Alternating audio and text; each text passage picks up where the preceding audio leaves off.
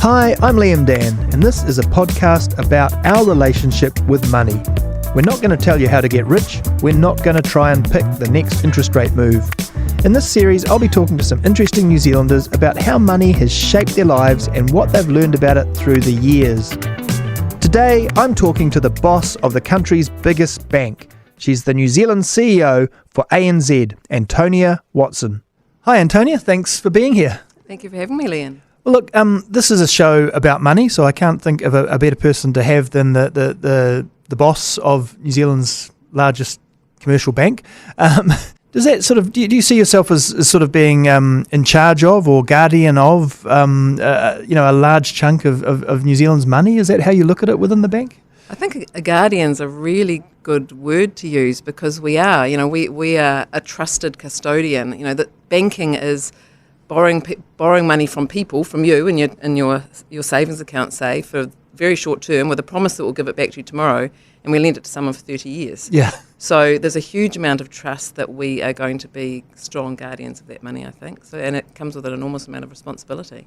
Sure, and I want to get to how you view the concept of money now and your attitudes to money.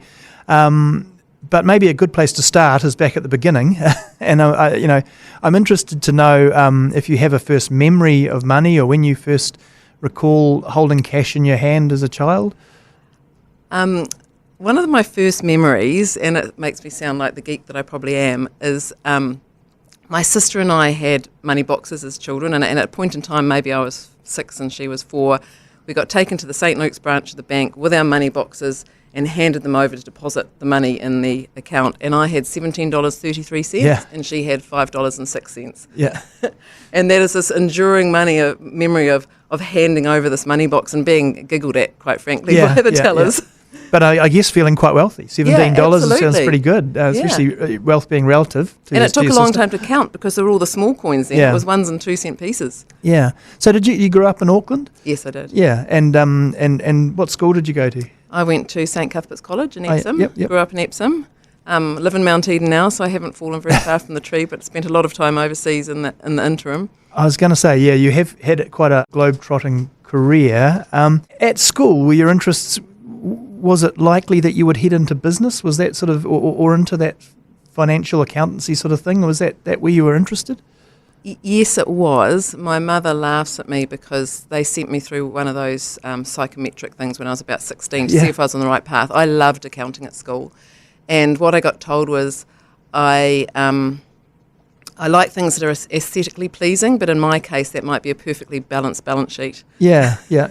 So there was definitely interest in money and finances. And my mother in particular has always been very interested in financial markets and followed them. And so, the old miracle of compound interest was something I learnt very early on. Yeah, sure. I mean, so having that, I guess, understanding of how important, good financial management can be in your life. But was it the idea that you were keen to make money, or was it more a case of really enjoying the process of being in it? Yeah, I think it's a process. It's an enabler. Money is an enabler to other parts of your life. It's not the be-all and end-all.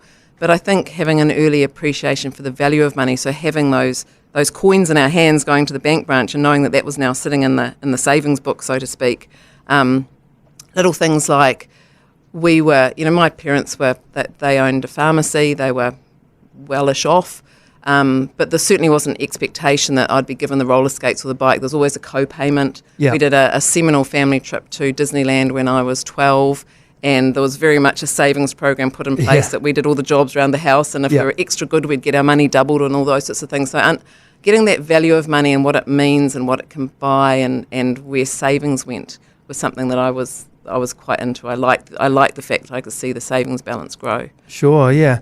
And look, I mean, do you recall the sort of the economic world around you at that time? I think, done some research. You're of a similar age to me. You'll remember the changes that New Zealand went through in the 80s and all that stuff. Yeah, I mean, I remember carless days and wage price freezes and things like that. I mean, that when we talk about an inflationary environment at the moment, the idea that the government can come out and say, okay, well, stop inflation by stopping wages growing and prices growing was extraordinary. And then you had the sort of Rogernomics eras where you sort of saw a lot of change, and I guess that was my teenage school years at that time. Yeah, yeah. Did you have part-time jobs through the teen years? Yes, I did. When I was 13 and I didn't get selected for the netball team, so people think because I'm tall I should have been good at netball, but I wasn't. Yeah. That was the start of my Saturday morning career in the pharmacy. So that was, I guess, a way of earning my pocket money, and I used that over time to work in other pharmacies, for example, in school and uni holidays, various other part-time jobs, but a lot of it was either working in a pharmacy or working in an accounting firm. Sure. And were the things that you saved for, were the things that you were passionate about buying, other than saving up for your trip to Disneyland, I guess? Yeah. After that, it was probably saving for, the big OE. I did a trip during the uni holidays one year to Thailand and Bali and places like that. And so there was saving for that, but then there was saving for, my parents met on the boat out to London back in the day. Mm-hmm. And so it was always part of the family thing that we would do our overseas experience. And that's what the saving was about. That's what my first job was about. It was about getting the accounting qualification under my belt so I could leave. Yeah, yeah. And then you must have known, I guess, that that's a pretty good qualification for working anywhere in the world. It was very transferable. Even now, it's a great qualification that can put you into lots of different businesses doing lots of different things. I look at the people that I trained with and they're doing all sorts of things now. Some of them are still pure accountants, but not many of them. Yeah. So did you go straight from school to uni? And whereabouts did you go to uni? I went to Otago. Yeah. Was it all the things that led to? It was all those things. It was definitely a life education. It was probably the time of my life that I felt the poorest. Because even though we were, very lucky in those days because we got student allowances and we were effectively paid to go to university, that covered some of your costs. But the pub, the pubs and the clothes and all those sorts of things that you always felt a little bit broke. Yeah, I think that was sort of part of the tension of university. Living week to week. Yeah, that was something I was going to ask. The poorest you think you've ever been. I mean, I guess if we're honest, we're middle class. We have a backstop there, but there was a sense that you were sort of broke by the end of the week. Yeah, I definitely felt I was on my own. I was a big girl now, and I had to pay for myself, acknowledging that the government in those days very kindly paid for a bunch of it. But there was a sense that it's up to me now, and having those holiday jobs and doing that saving was an important part of having the life that I wanted to lead at university. Yeah, yeah. And so when you graduated, you were pretty keen to head off. Yeah. No, I did my 3 years at KPMG. Right. Yeah. So that was here in New Zealand? That was in New Zealand. Yep. With really very much the intention that in those days you had 3 years to get your accounting qualification. Yep. So I'd go offshore with the chartered accountant certificate in my hand, which meant it was reasonably easy in those days in London to get a job once I arrived. But I had 5 months travelling on the way, so that's what the savings was all about. And they didn't entice you to become a lifer at KPMG, because I know I've talked to the big four often have these people who go right through. Yeah, it just wasn't. I wanted to be, instead of advising and going, it was a great grounding. I'd hire anyone out of an audit background in a chartered firm any day of the week. So you went into lots of different companies, saw a big wide range of industries. The irony was at the time I thought the financial services industry was probably the thing I was least interested in. But the idea of being in a company that did stuff rather than advising was what appealed to me. Sure. So actually the business, the nuts and bolts of the business. So where did you land overseas? So I landed at Morgan Stanley in London after my 5 months backpacking, and that was it was for one of those. There was a big reconciliation issue. They just needed warm bodies to help tick and tie the numbers. I got hired off my CV, and I ended up working there for 13 years. Wow! Yeah, so that was unexpected. So you pretty much built a life in London, I guess, over 13 years? No, 13 years at Morgan Stanley. I see, yep. But I had, of that, it was about 5 in London. Then I was in Sydney for 6, and then in Budapest and Hungary for 3. And did that take you through the GFC years? Because, Morgan Stanley was, well, they got through it, okay, but there was. Just. Yeah. I mean, all those big banks, it was pretty hair-raising time. It was interesting because I never actually lived and worked in New York.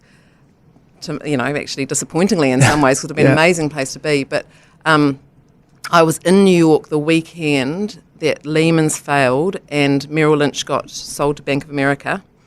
And I arrived at the Morgan Stanley offices on the Monday morning, and we were sort of next on the list. Would they survive? I arrived at the office on Monday morning. There were TV cameras outside, just looking for us to be all walking out with our cardboard boxes because it was all over. Well, when the Fed said Lehman can go, that meant whoever else was going to go as well. Yeah, absolutely. Our share price went, I think, the highest it was at, in the time previous was $115. It went down to $6. And I watched. It was really interesting watching my colleagues there because they were very invested in the firm, both in terms of their jobs and in terms of their wealth, because they'd have a lot of Morgan Stanley shares. And watching the people who were just had no plan B, really scared about what's happening for their life savings, and the other one's going, "Oh, this is a bargain! I'm going to go out and buy Morgan Stanley shares." So it's a fascinating time for me to really understand that the need for a plan B. There's always something unexpected can happen. And for me, the plan B was to come home and, if I needed to, I could live with my parents and get a job on the minimum wage waitressing in Mount Eden or whatever it was. It's a nice thing about being a Kiwi on an OE. There's this island that you can come back to. There is. I was thinking about this recently, and in terms of, I often get asked how much to worry about the economy, and I was thinking there's only a couple of times I've really felt, that real gut feel, and that was when COVID first hit and we didn't know what was happening, but also back when Liam went and we didn't know. There was just, would it all hold, and what happens if it doesn't all hold? I mean, how do you look at the sort of ups and downs of the economy? Do you feel it intensely? Yeah, absolutely. I think. I mean, the Lehmans and the beginning of the GFC was, for example, our CEO at Morgan Stanley, we're fine. We've got $190 billion of cash, and we were, oh, well, that's all right then. Little did we know, by the time I read the book, I mean, that was gone in weeks, if not days. Yeah, yep. And then I think it's really easy to forget how frightened we all were at the beginning of COVID, and the impact we saw in our customers who just didn't know what it was going to mean for their jobs, for their home loans, for their savings, whatever it was. We had all hands to the pump, just advising customers of what to do and putting in things like those mortgage deferrals. But it's really easy to forget how frightening it was. I mean, we really didn't know what was going to happen. Yeah, I mean, it's. In a way, I mean, there's some grim economic news out and around at the moment, but it feels more like we're in a cycle, and that's easier to contextualise, I guess. Yeah, it does. And I think the thing that we need to remember that's the positive, and it doesn't mean there aren't people who are hurting or people whose home loans will reset at a higher rate and all that sort of thing, but we've got effectively full employment, and that makes an enormous difference, because it's when you've got rising interest rates and high unemployment that things start to look really and grim. I mean, not to get you to go into the details, but when they talk about banks looking at risk, usually a bank will be looking for a way to make a mortgage payments work, especially if they've got employment still. No, it's absolutely in our interest for people to be able to repay their loans. And so, we've got a very well-worn process of helping customers. And the biggest piece of advice is, if you're at all worried, come and talk to us. Yeah. And we can then work through the options, because if you leave it too late, the later you leave it, the harder it gets. Yeah, I mean, the numbers will be scary for some people who've bought homes in the past few years, because we haven't seen rates going up like this before. Just broadly, are you feeling confident that we can get through this cycle without too much grief? I feel a degree of confidence. I mean, there's no question there's some uncertainty about there. We don't know how high rates will need to go, but you're already seeing, less consumer confidence, and that will mean less discretionary spending, which will be less inflationary. So that's all those things that they're hoping will happen already starting to happen. At the moment, the lowest rate we tested our customers on was 5.8%. So we're still not there for your average mortgage at the moment. Doesn't mean we're not getting close. But within that, there's always all sorts of buffers. So, in theory, most of our customers are protected by some kind of buffer. Many of them, I think something like a third of our customers are more than 6 months ahead of their repayment. So many keep their payments the same on the way down. So what it will mean is their payments will continue to be the same on the way up. They'll be just paying a little bit less principal and a bit more interest. So that's in general sense. In very specific senses, there might be people who took home loans out much more recently, don't have as much equity in their property because the property market's a bit more wobbly. But there are a lot of people out there who are still in pretty good shape. And I certainly don't feel any regrets in terms of how we've lent and what the position of our book is in at the moment. Yeah, it feels like the banking system is a more stable, sound place than it was prior to the GFC, that we've done some hard work. Yeah, I mean, GFC, we had, I don't know the exact number, something like 25% of our loans were higher than 80% LVR. Now it's 6%. Yep. We had low doc lending, all that sort of Yep. stuff that was going on in the 2000s. So yeah, we don't have any of that stuff now. And the Australasian system got through pretty well, Yeah. relatively speaking. Jumping back, so you came back to New Zealand shortly after the GFC, is that? Yes, I Yep. actually resigned in the middle Yep. of the GFC at that sort of, I think it was January 2009, which was, potentially a brave thing to do. Yeah.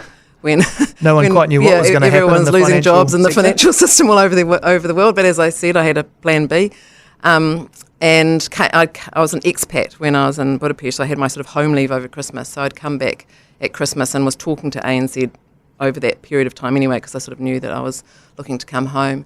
So by the time, went through all the testing and various things, I got offered a role at ANZ as financial controller.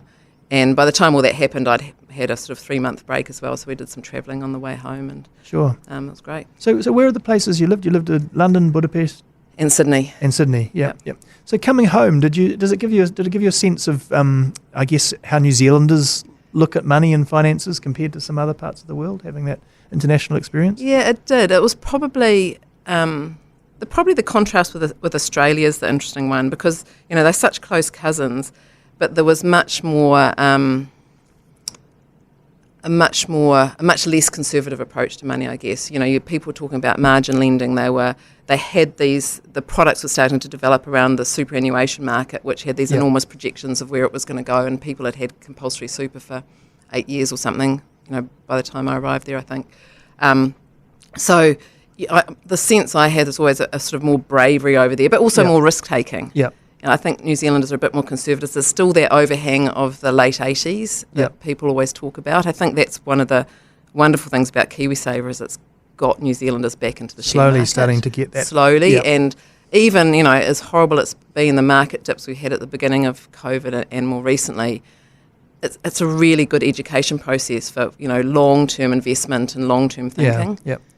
Yeah, I mean, it's a bit of a stereotype, but I can probably say it, you maybe wouldn't, but Australians seem like they're a bit more sophisticated when it comes to investing and making choices about retirement and whether that's compulsory super and that sort of thing. Yeah, I don't know. and that would be an observation that I certainly had, in the contrast back when I've been back for 13 years now. So Yeah, yep. They're also a lot tougher when it comes to bank inquiries and how they talk about banks in the media and all that sort of stuff.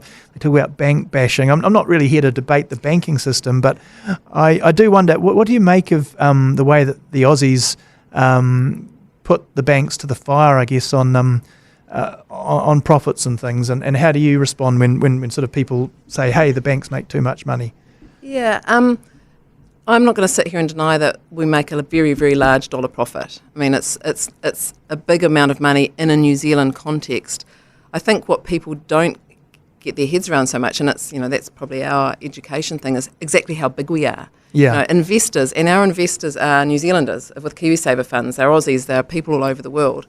Our investors have invested $15 billion in New Zealand into our bank, and that will be growing over time as the capital changes come in. And they need a return on that. We've got a $190 billion balance sheet. So they're numbers that every so often I say it, and I say million on the end instead of billion, because you sort of forget how big it is. Yeah. $150 billion worth of lending to Kiwis. So, you're talking about a big dollar number, but in terms of the context of the scale of our business, the return that we get is sort of middle of the road compared to, say, the NZX. Yeah, sure. Look, and obviously there's good money to be made working in the financial sector. I mean, is it sort of a byproduct, do you think? I mean, like being in the money industry that is sort of, I guess that, that people do expect to, that salaries are higher than other areas and things like that? Yeah, I don't know. It's it's the market usually is determining these things, and right now I think it's not so much bankers. It's skill sets that we have in the bank, but also other organised. So like whether it's be risk management or technology or data, those are the really hot skill sets at the moment. Sometimes it's bankers, and we're a reasonably well paid industry. I mean, I'm proud of that. I'm proud that we can give 8,000 Kiwis a good income. We pay an enormous amount of corporate tax, which people get as an outcome of that profit number. Yep. I think we're the biggest corporate taxpayer in New Zealand. So, there's a lot of good that you can do in that respect. Yeah. Speaking about investing, and again, not to get into like personal details, but broadly, do you consider yourself a sort of a aggressive investor, or are you a conservative investor? I'm a lazy investor, and lazy in that, yes, some aggression because at my age and when I expect to spend my retirement money, I can still I can still afford to be in balanced growth and growth funds, but I tend to get someone else to do the work for me. Yeah. We've got a few little investments in sort of venture capital style things, but very small. Most of our money is in managed funds. Yeah. On the more growth scale of things and in managed funds. Interesting. I know this goes for financial journalists and a lot of economists I speak to, but the more you know about money, it doesn't there isn't some sort of keys to the kingdom that you get some information that you suddenly become it seems to be more about your appetite for risk that determines what sort of... and it's common sense. But the interesting thing is that not everyone knows those few common sense things like, pay off your highest debt first, save for a rainy day. Quite frankly, the Mary Home advice, a lot of it is incredibly sensible. It's just, manage for your risk, manage for when you want to spend the money. And there's still a lack of financial literacy in New Zealand that, we do our best with various programs to overcome, and other financial institutions do as well. But there's still something missing where people don't know some of the basics. I mean, you would have probably learned a lot of this through the studying choices that you made. But was there a best piece of advice about money that you can think of that you've been given over the years? I mentioned it earlier, and I can't think where I first heard it, and it could well have been from my mother or some book she put in front of me. It is the miracle of compound interest. Yeah. Money does make money. Yeah. And when even if it's as simple as a term deposit, and at the moment rates they're getting back up a little bit, which is great, but at 2.5% or 3%, you're going to make money on that money next year. Yeah. And it's that constant cycling. If you're looking at an equity market where you're hopefully going to get a higher return over the time, that return then makes a return the next year, and then the following year, and the following year. Yeah. So I think it's such a good, if you understand that, it gives you a really good understanding of why savings important and the reverse, I guess, just how bad debt can be if you get trapped in it. Absolutely. I often think if you could just have right from primary school, just that show them that graph, that chart of what happens when you compound interest. And it's extraordinary. It's the mind-blowing one, isn't it? We do a financial wellbeing survey, and the two things that have the highest correlation to people feeling like they have a good sense of financial wellbeing, it's nothing to do with income. It's to do with, I'm saving a little bit. It might be a little bit, it might be a lot, but the fact that you've got a savings habit. And the other one is, I'm not borrowing to pay my everyday expenses. Yeah. Those two little things are enough to give people a much more heightened sense of financial well-being. Yeah. I mean, do you think that's one of the determining factors when you look at, wealth, poverty, why some people are stuck in a poverty trap and why other people can get quite wealthy? Is it that literacy, or is there something else there that you think drives it? There's literacy, there's where socioeconomic, there's all sorts of things that go into that. I was lucky, I was brought up with, a couple of small business owners who were interested in who were financially literate, who could sort of tell me the rules. Yep. And had a pretty comfortable upbringing. I mean, I've done well, but I also acknowledge the advantages I've had to be able to do that. Yeah, yeah. If you had, not to get into politics, but if you were suddenly in a position to be able to enact a law or a change or something in society that could address that, is there sort of a key area that you'd look at that you'd like to see changed in society? I mean, I think financial literacy, as young as it can be, knowing what money is and what it affords you, in very simple ways. The fact of I could take something we used to have. I think we got 10 cents and 5 cents we were allowed to spend on sweets and 5 cents had to go in the piggy bank. It's those little things. You got to understand that you had this thing, and some of it could be used to treat yourself, and some of it you'd save. So you can do that at a very young age, and then sort of build on it as you grow up. I think it's so important because there is those common sense things that some people just don't consider. Yeah, yeah. Well, look, just sort of to wrap up, I'll come back to that sort of idea I started with, which is that, so having been through this career in the finance sector, dealing with money, how do you view money now? I mean, how do you view it as a concept, and how do you feel about it? I'd still say as an enabler, it's not going to buy you happiness. And as we know from these surveys, you can be very happy as long as you're saving a little bit and you feel in control. But it does enable you to live a life that, a lifestyle that you'd like to live, to have the choices and not have a lack of ability to make choices, to be able to afford an overseas trip from time to time in normal times. So it is an enabler. It's not the be all and end all. I think there's a lot of measures of happiness that are much more important than money, but it helps. Yeah, that's great, Antonia. I think we'll leave it there. Thanks for being here. Thank you. And thank you for listening. If you've got feedback, drop me a line, liam.dann@nzherald.co.nz. And if you want to hear more of these, please subscribe at iHeartRadio or wherever you get your podcasts.